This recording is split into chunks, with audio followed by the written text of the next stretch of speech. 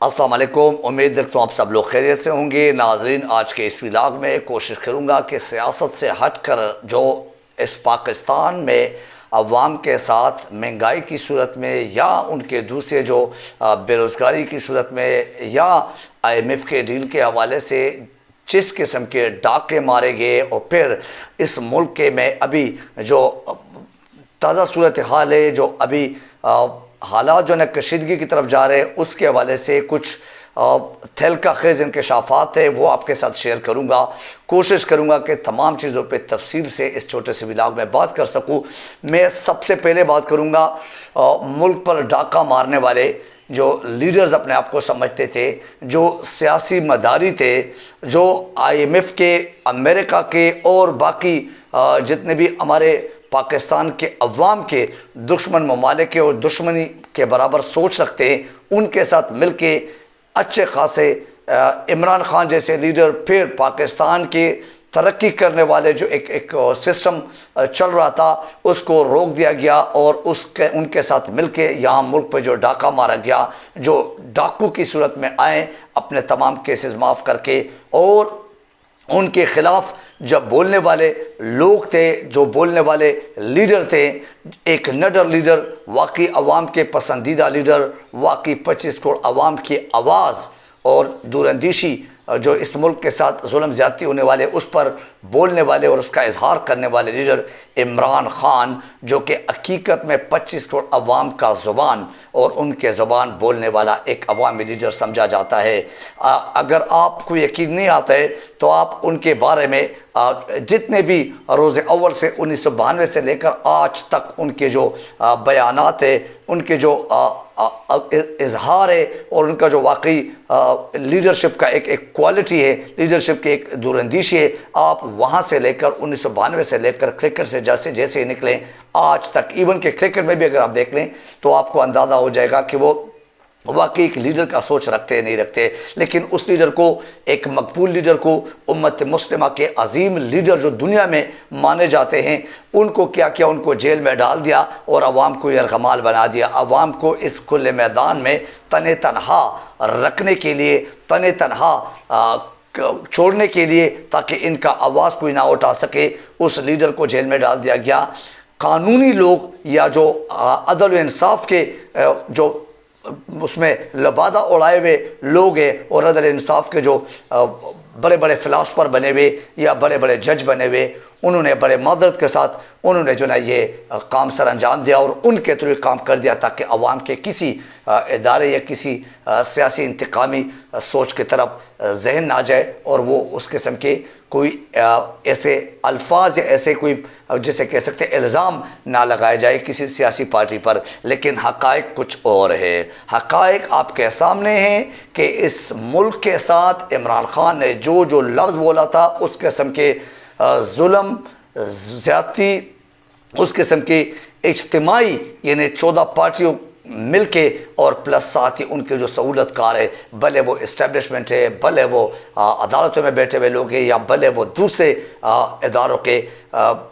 وہ جو گھٹیا سوچ کے اقتدار میں بیٹھے ہوئے لوگ ہیں، ان کا ہو۔ لیکن آپ کو اب ان تمام کا متعلقہ جو ایک اجتماعی غلط حرکتیں یا اجتماعی جو ملک دشمن ایک انداز تھا، ملک دشمن اقدامات تھے، وہ اب نظر آ رہے۔ ون بائی ون آپ کو یہ تمام چیزیں ایکسپوز ہوں گے، جیسے ہمارے عظیم لیڈر عمران خان صاحب نے فرمایا تھا۔ بہرحال آج وہ جیل میں ہے، لیکن یہ مہنگائی کے خلاف جو بقایا پارٹیز کے لیڈرز ہیں، جس میں بلاول ہے، جس میں فضل الرحمان ہے، جس میں آپ کے بہت سارے، اور باپ پارٹی ہے جس میں انقیوم پارٹی ہے، ان کے لوگوں سے ابھی پوچھنا چاہیے۔ میرے جیسے میڈیا کے لوگوں کو میں یہ خواست کرتا ہوں، یا جو ٹاپ کلاس اپنے آپ کو deep pockets kind of media ہے، ان سے میں یہ گزارش کرتا ہوں کہ آپ جائیے نا، ابھی ان کے گھروں کے باہر کھڑے ہو جائے، ان کے دفاتر کے باہر کھڑے ہو جائے، ان کے پاس جا کے آپ یہ ابھی ان سے پوچھئے مائک اٹھا کے کہ یہ مہنگائی کے خلاف جو لانگ مارچ آپ آج سے 16-18 مہینے پہلے، 1 سال 2 سال پہلے کرتے تھے، وہ ابھی کدھر ہے؟ کیا ابھی یہ عوام مہنگائی سے تنگ نہیں ہے؟ کیا ابھی آپ عوامی لیڈر نہیں ہے؟ کیا اب ان عوام کے لیے آپ آواز نہیں اٹھا رہے؟ کیا اب آپ جو ہے نا کل الیکشن میں ان عوام کے خاطر ان عوام کے اوپر جو ہے وہ چورنگیاں گما کے ان عوام کے نام پہ ووٹ نہیں لیں گے؟ کیا ان عوام کے حقوق کے نعرے لگا کے ان عوام کے جو ہے نا ایک جمہوریت کے سنس میں ان عوام کے لیڈر بن کے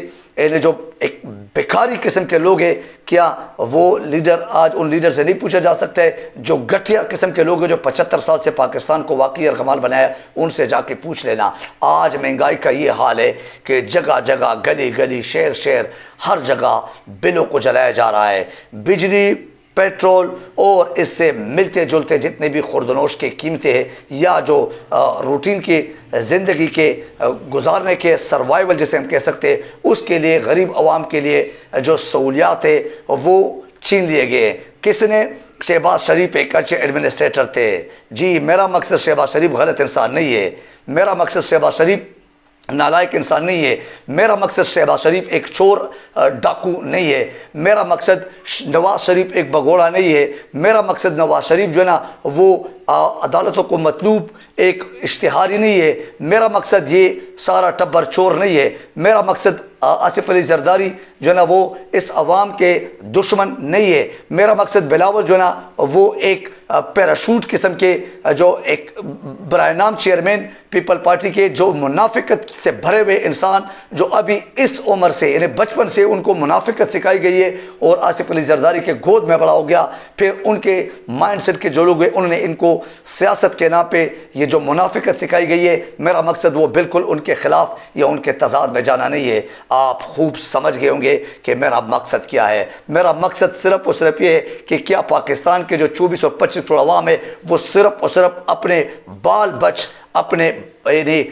قیمتی اثاثجات ان کے جو 40 سال 45 سال کی محنت ہے وہ اس کام اور اس دن کے لیے تھا کہ وہ بلوں کے مد میں سارے پیسہ سارا اثاثجات بیچ کے اپنے بچوں کو بیچ کے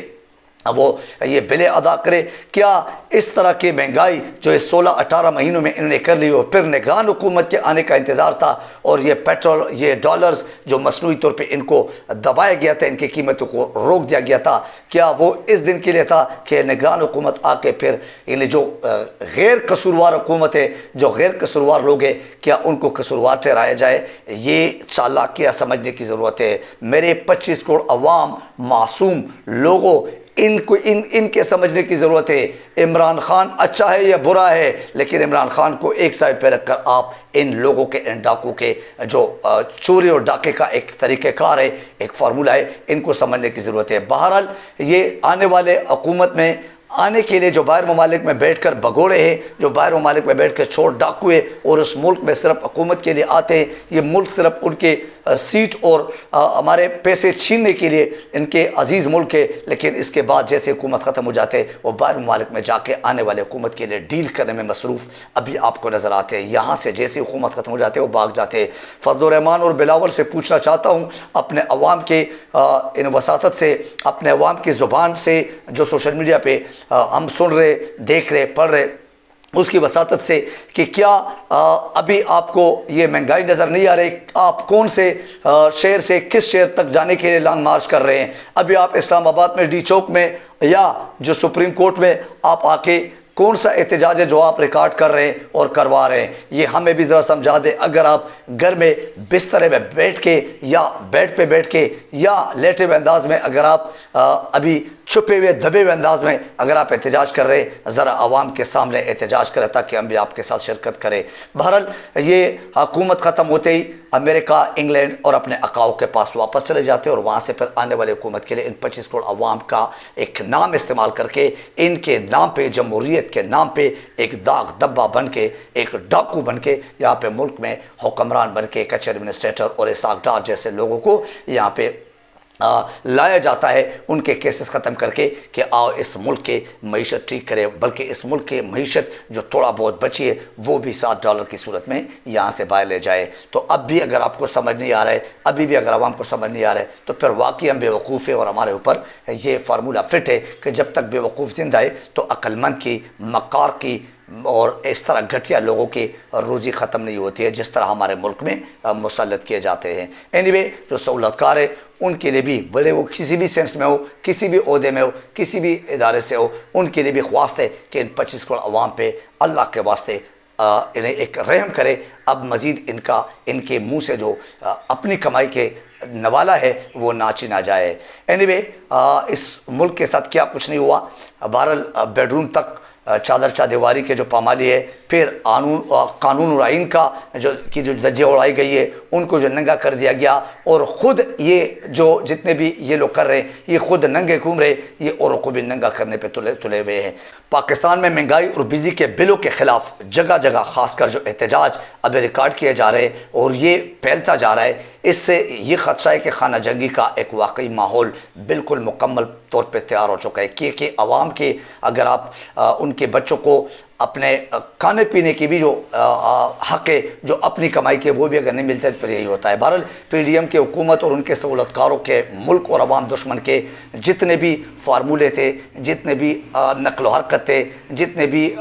بنگیات تھے، وہ سارے آپ کے سامنے ہی ہے، اور ان کے تجربہ کار اور تجربات، وہ تجربہ کاری اور تجربات جتنے بھی ہیں وہ سامنے عوام کے جو ہے نا وہ ابھی عوام اس کے مزے چکھ رہے ہیں، عوام کو ابھی نظر آ رہا ہے کہ واقعی کون ہے۔ پرویز خٹک کے حوالے سے دو چار جملے بولنا چاہوں گا، بڑے احترام کے ساتھ، بڑے ادب کے ساتھ، لیکن بڑے واقعی غم غصے اور بڑے ایک جیسے آپ کہہ سکتے ہیں پاکستانی ہونے کے ناطے، پھر ایک خٹک ہونے کے ناطے یہ حق بنتا ہے کہ میں ان سے ایٹ لیسٹ اتنا پوچھ لوں کہ آپ مجھے بتا دیجئے کہ اگر آپ کہتے ہیں ہر جگہ برملا کہ پی ٹی آئی اور عمران خان یہ